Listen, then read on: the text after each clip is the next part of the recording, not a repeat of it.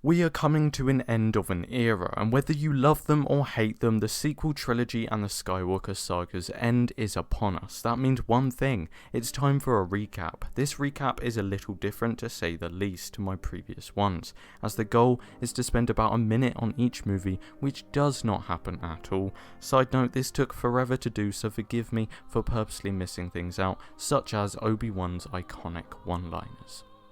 The Phantom Menace. Two Jedi by the names of Obi Wan Kenobi and his master Qui-Gon Jinn are sent to negotiate with the Trade Federation. That doesn't work and they start invading Naboo. Queen Padme Amidala is not happy and escapes with them. They land on a planet called Tatooine and meet a slave boy called Anakin Skywalker, who has lots of small things in his blood which allows him to move things with his mind apparently. Qui-Gon wants to train him as he could be the chosen one. They get to Coruscant and the Queen isn't happy with the Republic because they won't help and goes back to Naboo with the Jedi. The Jedi fight a Sith called Darth Maul. Qui-Gon dies, Obi-Wan promises to train Anakin, meanwhile Anakin's doing his own thing, staring at Queen Amidala all day and blowing up droid control centers. Attack of the Clones. It's been like 10 years now. Obi-Wan and Anakin are supposed to be friends, but you wouldn't have guessed that, and they're called in to protect Padme because someone's trying to kill her. Anakin and her fall in love. Obi-Wan, meanwhile investigating, finds a secret clone army that belongs to the Republic and tracks a bounty hunter to Geonosis to find an ex-Jedi, Count Dooku, behind it all. Anakin gets angry because his mum dies, Obi-Wan gets captured, Anakin gets captured, and Padme gets captured. Senator Palpatine, now the Chancellor, sends the clone army to go save them along with some Jedi. Count Dooku defeats the Dream Team, but Yoda saves them, leaving Anakin to marry Padme. Revenge of the Sith. It's been 3 years of the Clone Wars. Yes, we're skipping the TV show. Anakin and Obi-Wan are actually friends now. They save the Chancellor from Count Dooku, killing him in the process. Padme is pregnant. Similar to his mother, Anakin has dreams about Padme dying and learns through Palpatine that there's a way to save her using the dark side. He reveals he's the Sith Lord behind everything, and as Mace Windu tries to kill him, Anakin saves him, wanting to save Padme.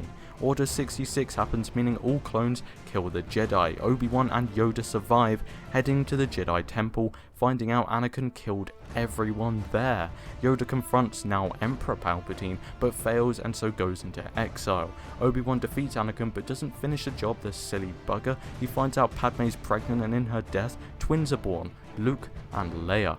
Palpatine saves Anakin, now Darth Vader, and gives him a suit to keep him alive. A New Hope. Like a good 19-ish years later, Luke was brought up on Tatooine with his step-uncle and aunt, and he really likes power converters, but also has a thing for creepy old men who like to keep an eye on him. That creepy old man is Obi Wan Kenobi, or Ben Kenobi now. Really deceiving the Empire there, Ben. Luke receives a lightsaber and is told his father was a Jedi, killed by Vader.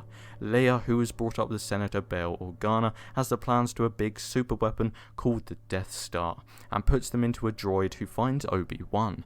Obi-Wan and Luke find a ride off Tatooine with a smuggler that goes by the name of Han Solo, because he's by himself. You get it? Because he's solo. That's actually where his name comes from. Anyway, he's not alone because Chewie's there. He's a man, or Wookiee, of few words, more grunts than anything. They go to Alderaan, Leia's home planet, but it's been destroyed by the Death Star, so instead they go save Leia from the clutches of the Empire. Ben meets Vader again with a few saber taps. He's like, I'm too old for this BS, and goes, peace, I'm out. Luke, Leia, Han and Chewie go back to the Rebels with the Death Star plans, and it's lucky Luke's a good pilot and Force sensitive because he blows the damn thing up. The Empire Strikes Back. Are you ready for this? 3 years have passed and Luke has a weird face now because he had a car crash. I mean, his face got scratched by this big foot-looking thing. The rebels have set up a new base, but the Empire finds it and they evacuate, and Luke travels to Dagobah on orders by see-through Ben Kenobi. The rest of the crew meet up with a friend of Han's, Lando Calrissian, on Bespin. Vader gets a load of bounty hunters to help him find the Millennium Falcon with Han and Leia. And guess who's there? Jango Fett's clone son, known as Boba Fett. He likes disintegrating people. Luke meets with Jedi Master Yoda, as he reluctantly agrees to train him properly. Boba Fett tracked the Millennium Falcon to Bespin, and Lando leads the group into a trap. Han is frozen in carbonite, not before assuring Leia that he loves her. Vader plans to use them to lure Luke into his clutches and take him to the Emperor. Against the wishes of Yoda and Obi Wan, Luke goes to Cloud City Bespin to save them. He falls into Vader's trap, and after a better tapping of lightsabers this time, his hand is chopped off and Vader reveals that he is Luke's father. I know, right? Dramatic. Anyway, Luke falls and calls for Leia, who managed to escape with the help of Lando, and they come and pick him up.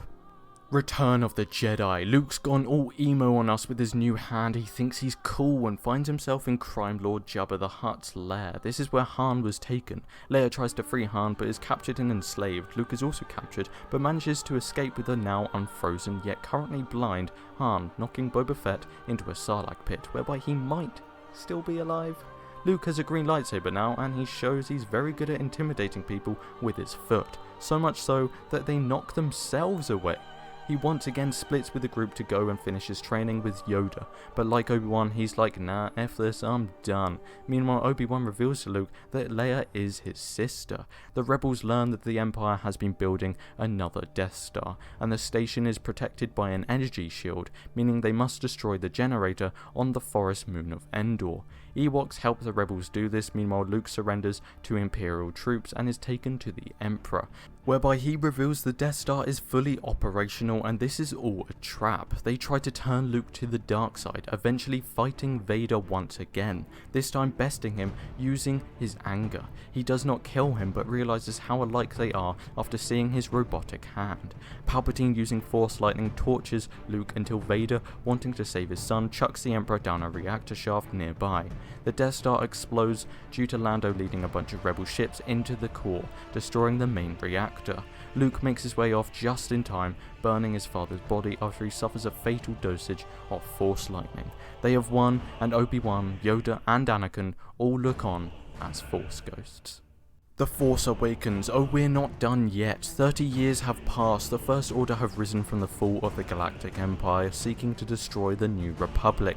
The Resistance, headed by General Leia Organa, are trying to find Luke Skywalker, who's just done a Yoda and Obi-Wan on this BS and disappeared somewhere. Poe Dameron, a Resistance pilot, goes to Jakku to receive a map to find him, but the First Order and a Vader like Kylo Ren capture him, not before his droid gets away with the map, finding a scavenger called Rey.